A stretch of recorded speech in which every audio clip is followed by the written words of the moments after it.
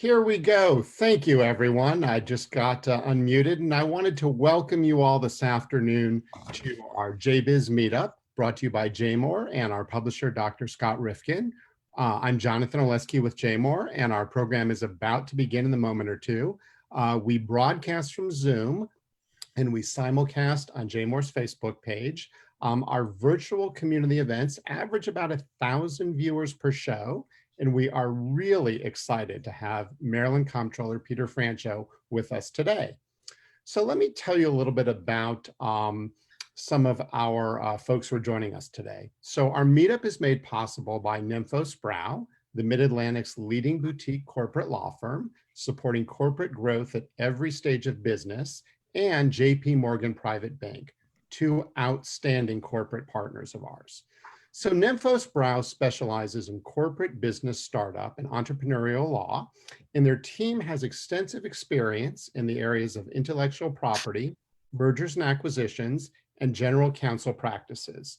Nymphos Brow is committed to providing timely information regarding state and federal programs to assist businesses during these difficult and challenging times. They continue to constantly update their website as more information for businesses become available, and we encourage you to learn more about them at nymphosbrow.com. JP Private Bank provides wealth management advice, strategies and services to successful individuals, family offices, foundations, and endowments throughout the state of Maryland. Amid the current economic environment, they are more focused than ever on helping their clients plan, bank, borrow, and invest with intent. JP Private Bank has been serving clients in Maryland for more than 20 years and established their local office in 2018. So before we start and I turn it over and introduce our hosts, is our publisher, Dr. Scott Rifkin, on right now? Now, I know Scott was coming from another meeting. Maybe he'll join us a little bit later. So it's my pleasure to introduce our two hosts today, two wonderful citizens of the state of Maryland, George Nymphos, founding partner of Nymphos Brow, and American Joe Medashevsky, Government Affairs Director for Old Line Government. George and American Joe, take it away. Thank you, Jonathan. Go ahead, George.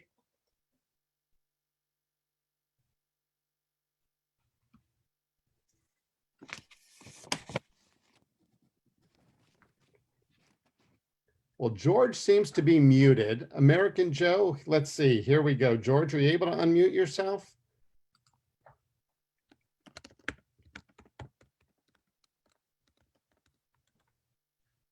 The challenges of doing live Zoom during COVID-19. Every now and then things work, and sometimes we hit these little speed bumps. So we'll see if George can join us in a minute. If not, American Joe, we're going to turn it right over to you. I got it, Jonathan. Thank you very much. Well, thank you, everyone. Sorry for the little delay there. You know, as we're all getting through this, I think the technology is wonderful, but we're finding our way through it at times. Listen, on behalf of Nymphos Brow, we're ecstatic to be a sponsor of this event and have been a partner of JMOR for a couple of years now. Dr. Rifkin, Lauren, Jonathan, John, we can't thank you enough for including us in this event today, as well as including us in, frankly, in the journey of JMOR. We've really enjoyed the opportunity to work alongside you. Thank you. Today, we're very honored to be a part of this. Comptroller Franchot is a wonderful man. He's done an amazing amount of good for the state of Maryland. And we're excited today to be part of the process of giving him an opportunity to talk to the citizens and to reflect upon what's happening out there today and where we're going. And to lead us through that discussion will be my colleague, American Joe. For those of you who may not know, American Joe has had a long-standing political career. He has done more good probably for Baltimore City than you could ever imagine. And we're very honored and proud to have Joe as part of our team. And so I'm going to turn it over to the expert at this time, American Joe. And And again, thank you very much for including us, and we're very happy to be here. Thank you, George. First of all, let me say good afternoon and welcome to everyone to Jay Moore's JBusiness Meetup virtual discussion with Maryland Comptroller Peter Franchot. Thank you, Comptroller Franchot, for joining us, and welcome to JBiz. We really are happy to have you here today. You know, you and I, Mr. Comptroller, we've known each other. We've been friends since 1987. We served together as members of the House of Delegates, and you were 20 years in the House, and now 14 years as Maryland's Comptroller is a remarkable track record. Throughout your career, you've built an impressively solid reputation for being honest and accessible. And as our state's chief financial officer, your favorability is sky high. Your staff answers the phone within the first 40 seconds. You ensure Maryland taxpayers that they receive their refund checks with lightning speed. Maryland enjoys a AAA bond rating. Just as importantly, you speak directly and honestly to the citizens of Maryland. And may I add a personal note that the men and women you have chosen to serve Maryland citizens are top shelf and exceedingly qualified. I know this from working with your office. They are absolutely a dream to work with. And as a result of all that, you enjoy a broad spectrum of support, which is well-deserved. And what impresses me more so than any of that is that the support is not only broad, it runs deep.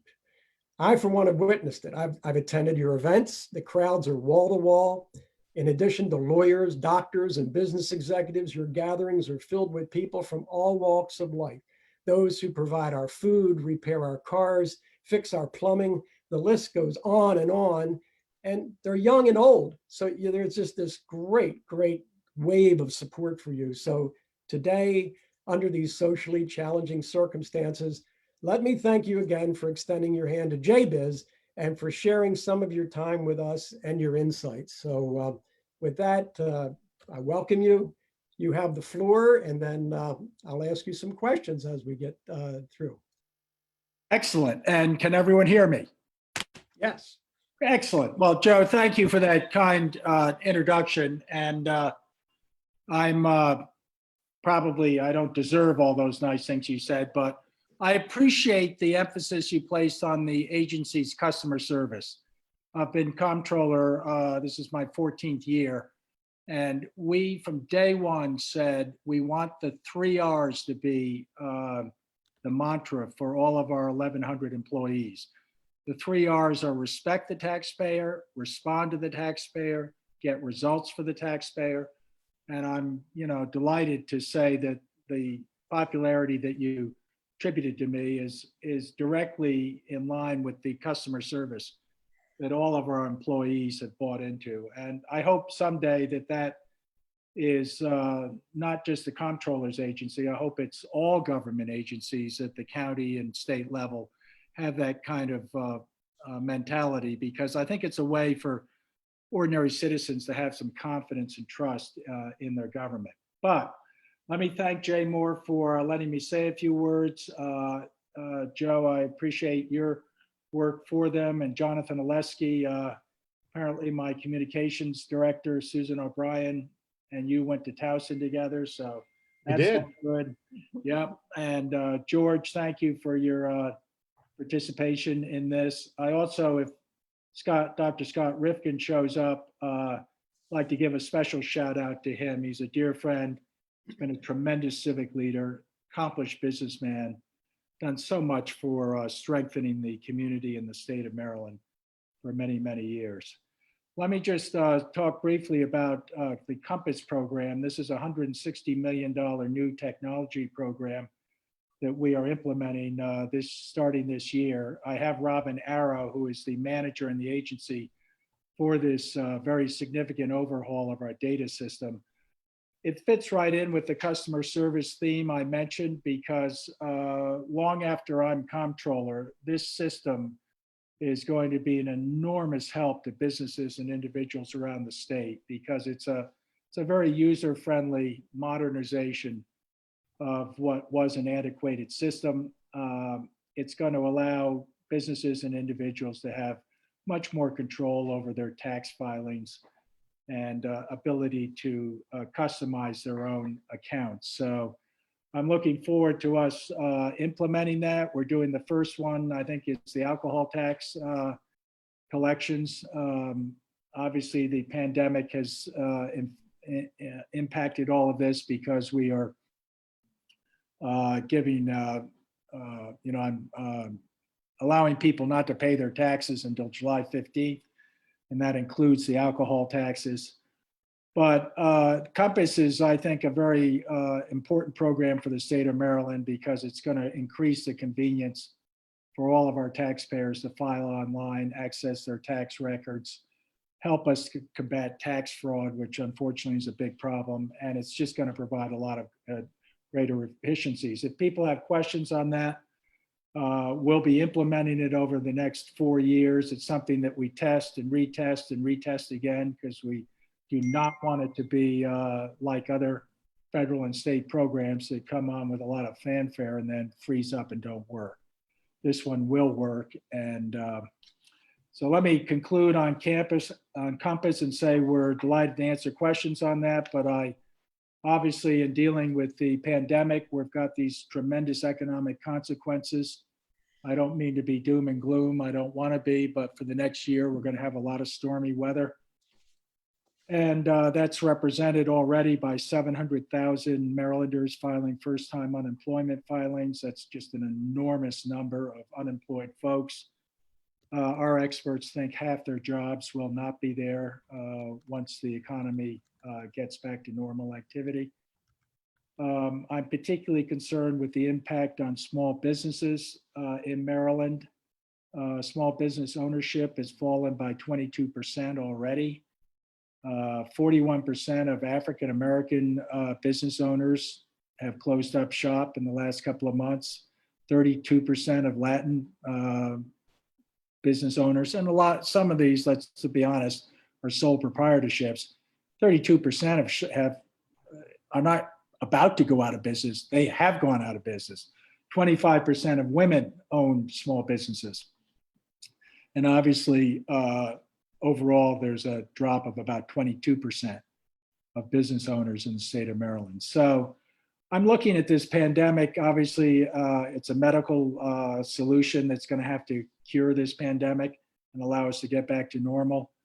But the systemic kind of economic consequences that we're facing are going to be around for several years. And I'm particularly interested in focusing on making Maryland, as we come out of this, a much more business-friendly state, particularly for these minority and women-owned businesses, which have so much potential and represent, in addition to all the social inequality that we see around the country and that we're experiencing now with the demonstrations about police brutality, there's a lot of economic inequality. And so I'm going to suggest to the state of Maryland that as we reinvent ourselves following all of this volatility in our economy, that we emphasize, yes, we're going to be friendly to small businesses in action as well as rhetoric. We have a lot of rhetoric about how small businesses are important, but the action falls a little bit short, unfortunately. But I particularly want folks to realize that we have an obligation to increase the economic equality of the economy. And I'm going to look to the private sector, obviously, to help on that. As far as the situation with the revenues, we're going to meet in a couple of weeks with the Board of Public Works. We're going to cut probably $600 million from the budget that we're starting July 1st. That will just be a start, but it has to be done. The Board of Public Works is made up of the governor, the treasurer, myself. It is the body in Maryland that is capable of making cuts in real time, and we're going to be called upon to do that. I think it's important for the rating agencies to know that the Board of Public Works is, well, they know about the Board of Public Works and they like it a lot, and they particularly like the fact we can make adjustments in real time. I'm assuming that there's going to be a medical solution sometime later at the end of this year. I'm assuming that the federal government's going to get its act together and pass another stimulus plan that will allow subsidies to states like Maryland to patch their budgets. I'm assuming there will not be a second wave of the virus this winter. If that's the case, we're going to begin to stabilize at the end of the year, and we will begin to get back to normal sometime the end of next year. So I don't mean to, be, as I said, doom and gloom. I'm not. I just don't want to sugarcoat things and give people the wrong impression. I do believe that we have an opportunity to reimagine Maryland, not as a state that's hostile or indifferent to business and in love with regulation and taxes. I think we can, not that that's a fair description of Maryland, but we have a perception problem around the country. I would like to do something called Win the Recovery, which is put into place policies that put more money in the pockets of Marylanders rather than taking more money out. That secondly, makes Maryland small businesses better positioned to compete and succeed and survive in the regional economy. And then finally, make Maryland a much more attractive place to invest in and retire in, which we're seeing a lot of demographic changes that concern me. I think if we do those things and we try to incorporate, might be a little disruptive, but incorporate some of the calls for social equality and economic equality, we can come out of this very strong in the next several years. It's going to require everybody to pull together, governor, legislators, local leaders, nonprofit organizations, advocacy groups, the business community, and work together and win the recovery, as I say. And I will be counting as a goalpost on that in conclusion on the genius of the private sector, coming up with the ways in which we can create the number of jobs and create the kinds of wages that our citizens need to get back to their normal prosperity. So let me thank Jay Moore and JBiz and Dr. Rifkin particularly, and everyone else on the call. Happy to take any questions. Good.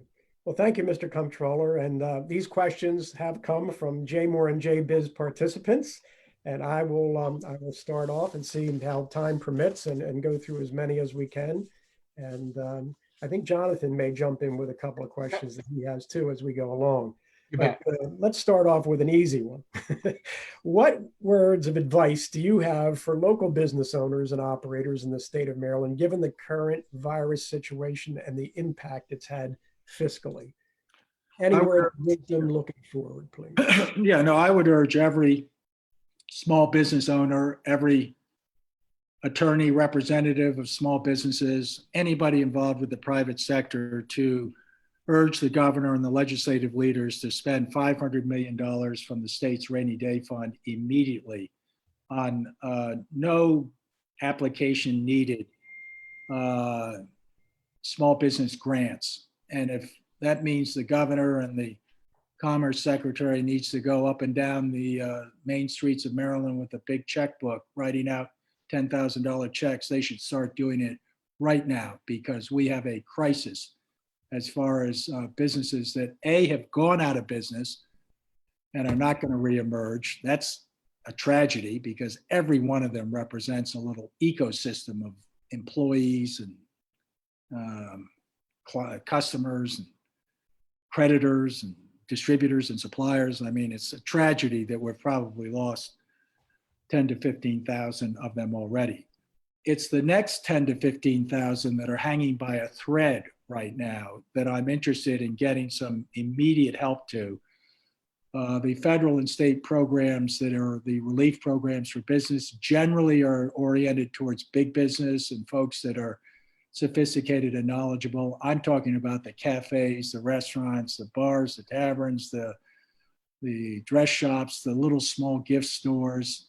These folks need to get some money right now, and it's not going to work to wait for a long time. So my advice is get on the phone with every city council person, every mayor, every delegate, every state senator, every statewide official, every county executive, every county council member, city council member, and just tell them there's a red alert out there. And I can't underline how important that is in the near term.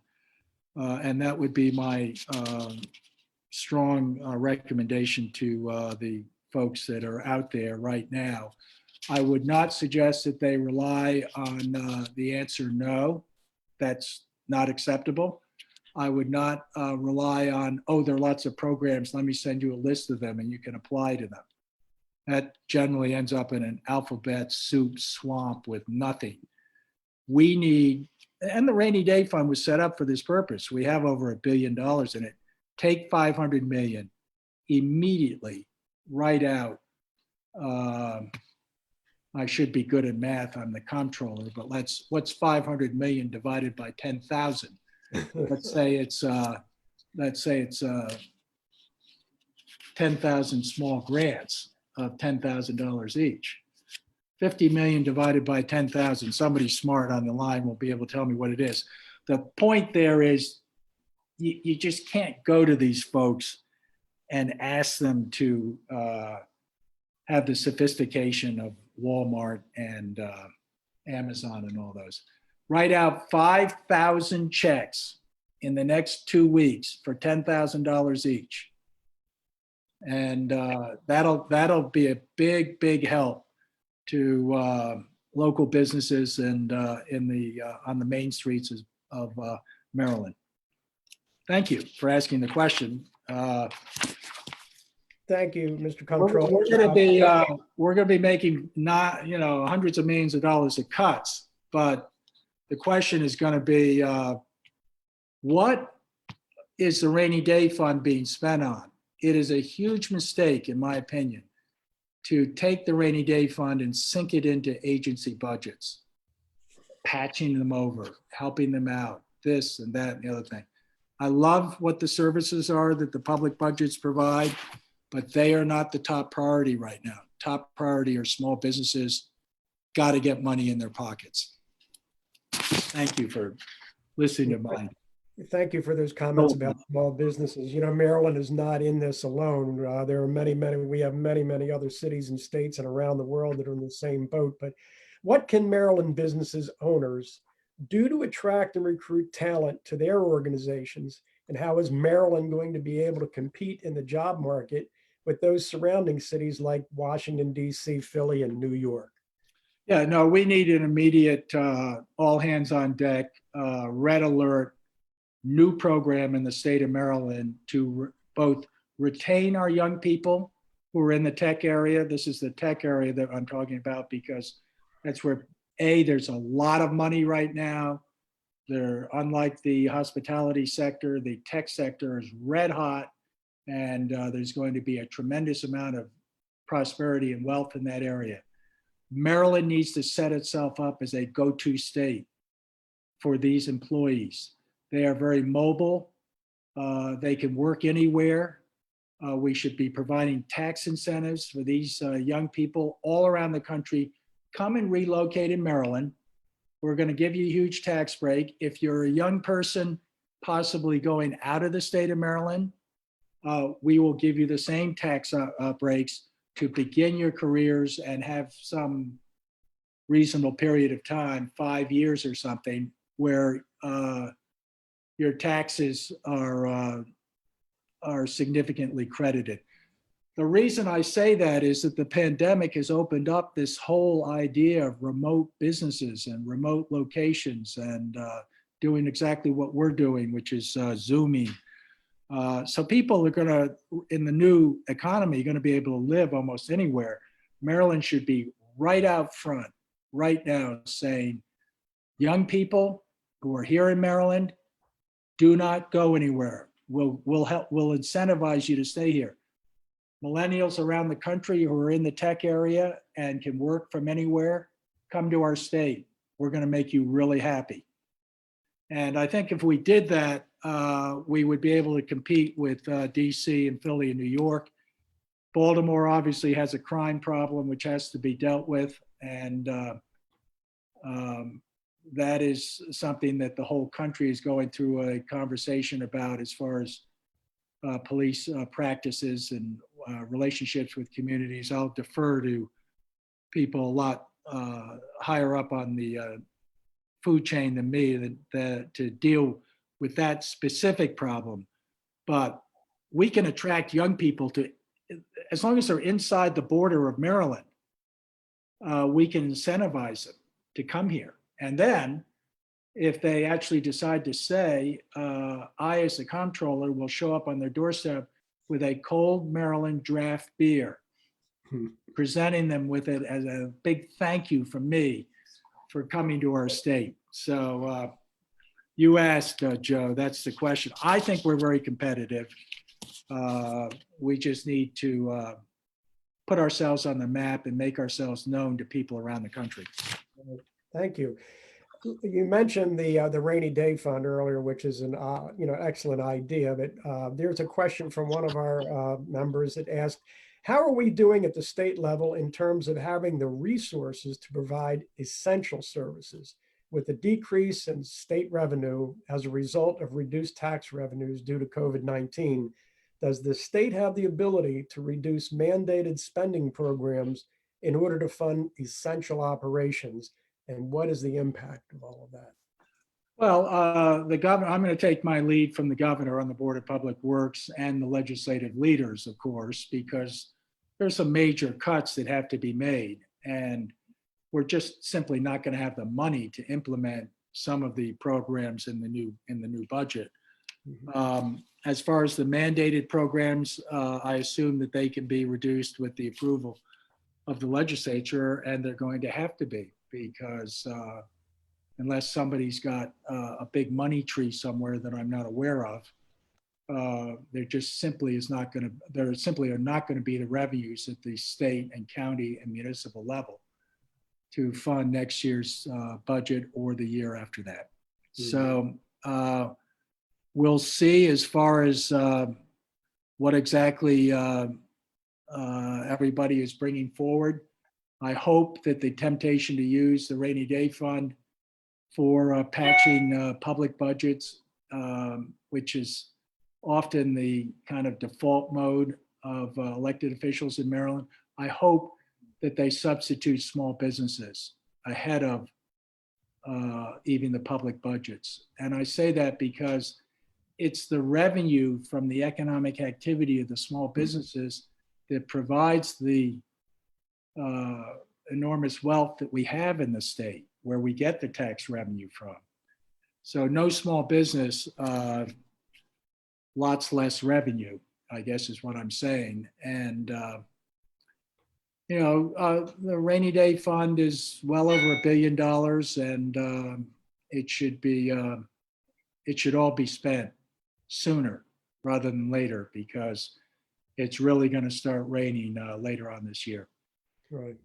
American Joe, I've got a few audience questions I'd love to get in addition. Go ahead. Super. So Comptroller Franchot, this one is from Liz Lenrow from JP Morgan Private Bank. And Liz wants to know, and she says, most people in Maryland support improving K through 12 education. The Kirwan Commission has made significant recommendations. Given the impact of COVID-19 on state and local tax revenue in business development, how can we support education in this unprecedented time? That's a great question. I'm a huge advocate of K through 12 public education and have been my whole career. I am always interested in reforming the current system and adding fiscal support to education. But the fact of the matter is that Kirwan, through no fault of its own, the architects really could not have been expected to anticipate the economic consequences of the pandemic. The money's not there. It is not there, period.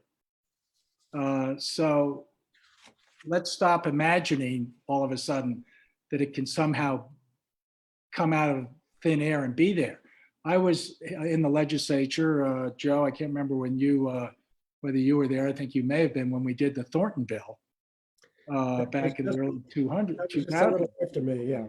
Yeah, okay. Well, the word then was, we don't have any way to pay for this, but we're going to pass it anyway as a mandated expense.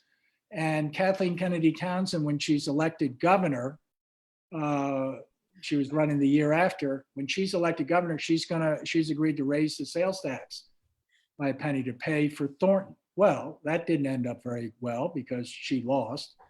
And so there was no tax provided for Thornton. And it caused a tremendous amount of tension in the budget for years.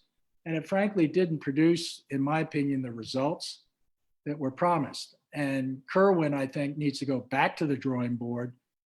The reforms have to be pared down so that they can all be experimentally tested. And the ones that work, once we have resources, you can think about scaling up the amount of financial support. But right now, I would strongly recommend to legislative leaders and to the governor that everybody go back to the drawing board, because no dough, no go.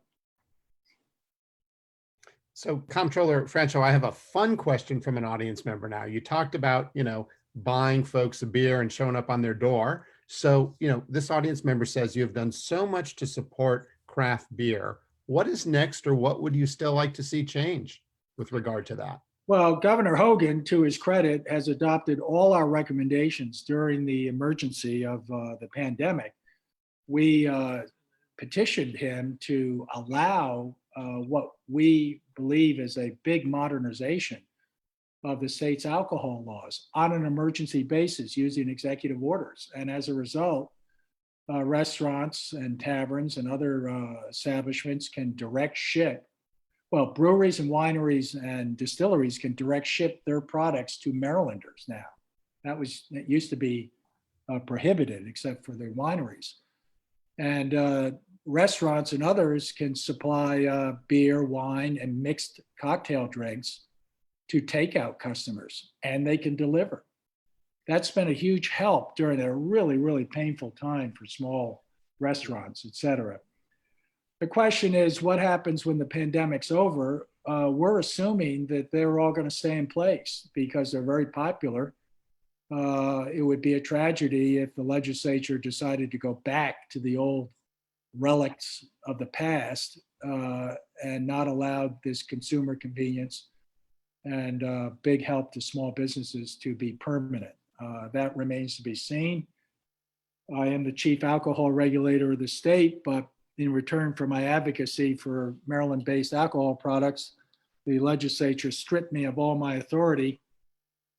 But then they forgot that they had to give the authority to someone else, and that's all up in the air right now. So as of July 1st, I guess I still am the chief alcohol regulator with my enforcement division. They do a great job.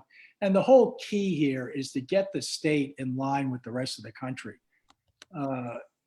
This idea of selling beer and wine in grocery stores is wildly popular as a convenience for our consumers. 37 states allow it. Maryland, you would think that was, we're going back to fight the Civil War again. No, that should also pass in the next legislature. Just open up that sector, particularly Maryland alcohol craft products, because we're talking a $2 billion sector in economic activity. It could be 10 billion within 2 or 3 years if we just modernized it. Thank you for the question. You're welcome. American Joe, go ahead. Thank you, Jonathan. And Mr. Comptroller, thank you. That my next question was going to be about your prediction and where you'd like to see the beer and wine and grocery issue go, but you've answered that question.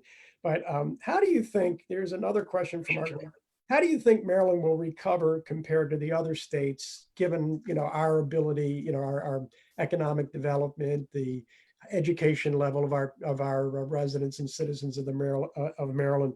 How do you think we'll recover and why? Well, I said earlier that we have strong economic bones. We're also blessed with geographical proximity to the federal government. And so Maryland is going to recover quicker than other states. Our experts were predicting a dramatic reduction in income withholding tax revenue. Instead, it went up. We were predicting a 20% drop. So we got a little embarrassed over that, but it's understandable because everything's hard to predict in a pandemic. We think the reason for that is the number of dual federal salaries that continued unimpeded. But whatever the reason was, we tend to be less affected by these events that are occurring, the volatility, and we tend to come back quicker than other states. So we're hoping that that's the case. Being on the Board of Public Works and seeing the numbers that you see every 2 weeks or so when you all meet and going over those documents, how do you see the future? Can we support another economic hit?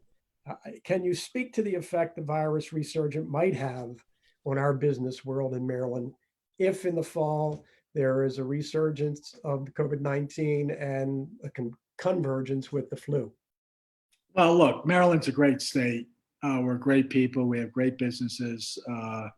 Baltimore is the beating heart of Maryland. It's got new leaders now. I happen to think that we're going to be able to put together over the next few months, hopefully, a concise, rational approach to a second wave. Let's assume the worst, hope for the best, but let's assume the worst, that there is a second wave that requires some more economic consequences and restrictions on the public. My view is that we just need to get our act together better than we've done with this current situation. There were too many contradictory messages, and there's been too much politicization and partisanship, and it just hasn't been handled. It's been handled well in Maryland. I think I generally support Governor Hogan as far as his attention to public health. I think that's very important. I think that's going to be called on again.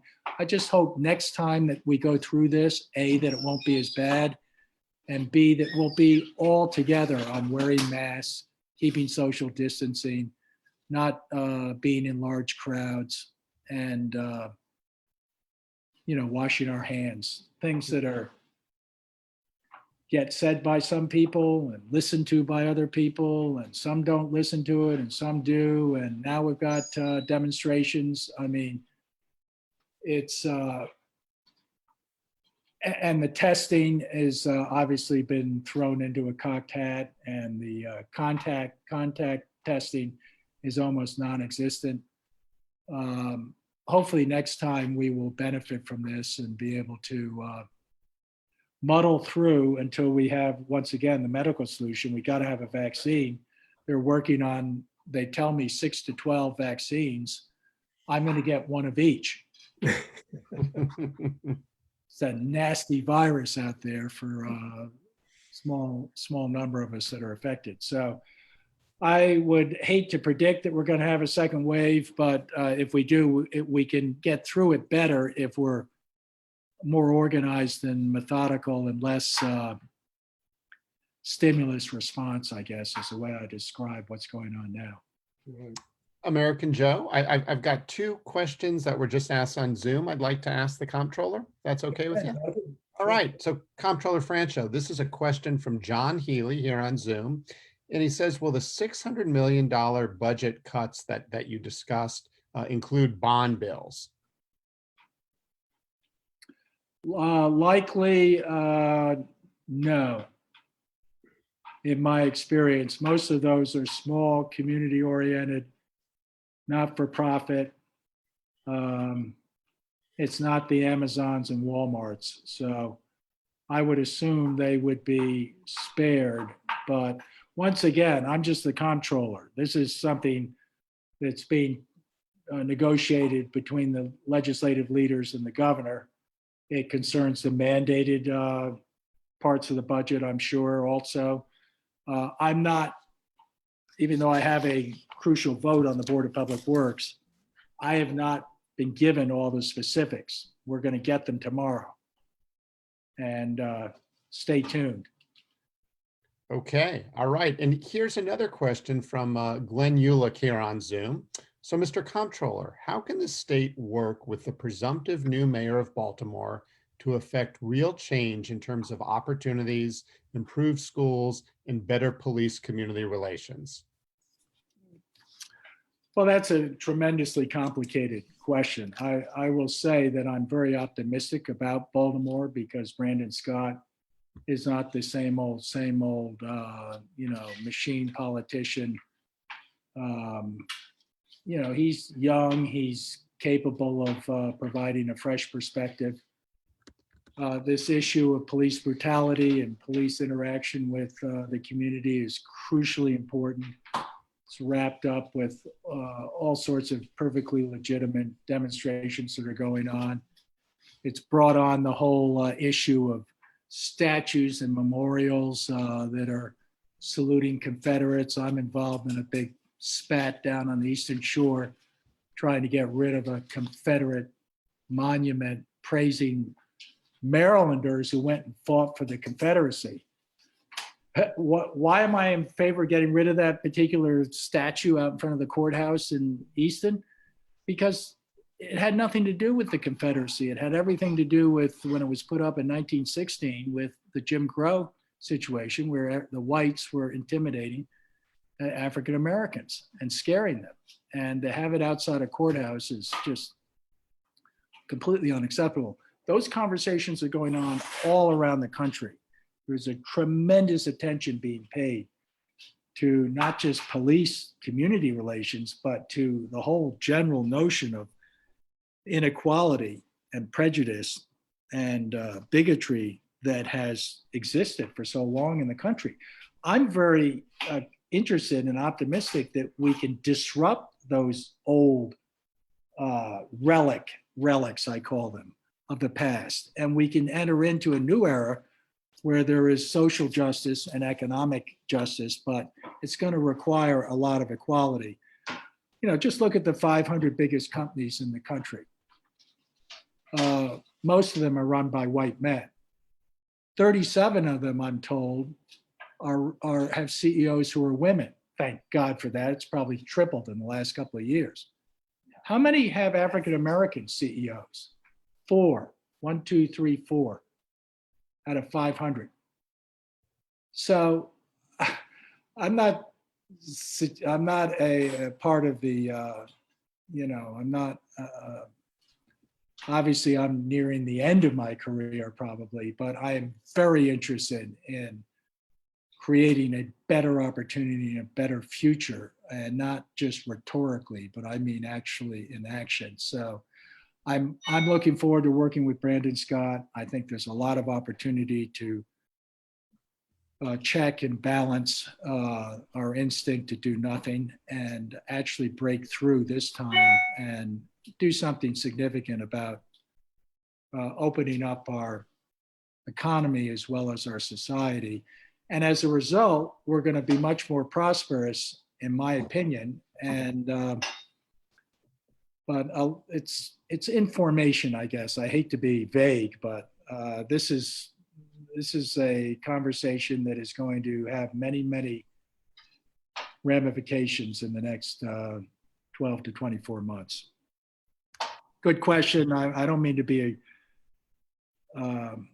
not specific on it. I'm just saying there is a huge need for bold action and follow through. And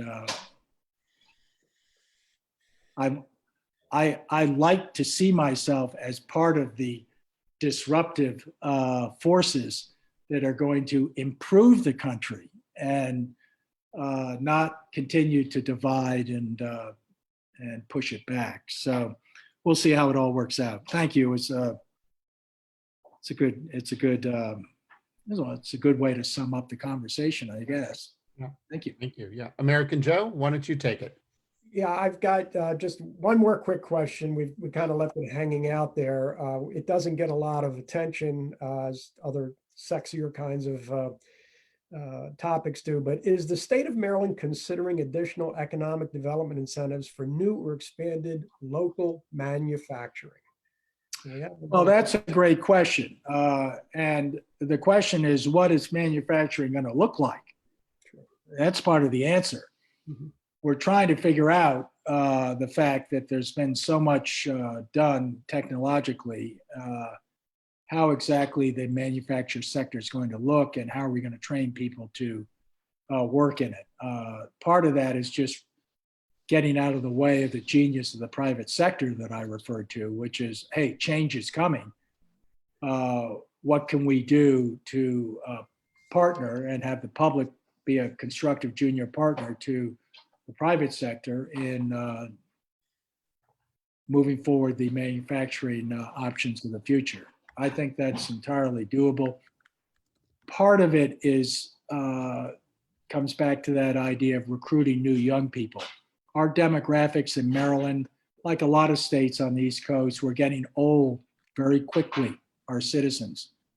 That means they're going to be making less money because they're retiring. We need new young millennials to move here, and we need the millennials that are here to stay here. Part of that is providing them manufacturing and other opportunities of prosperity, and I think that is doable. That sound in the back is my wife preparing dinner, so God bless America is what I say. And thank you for letting me be part of this conversation. Let me just give to everybody my cell phone. It is 301 area code. If you want to write down and with a pencil, at least you'll have one statewide official that you could call if you want. 301 area code 332-1961.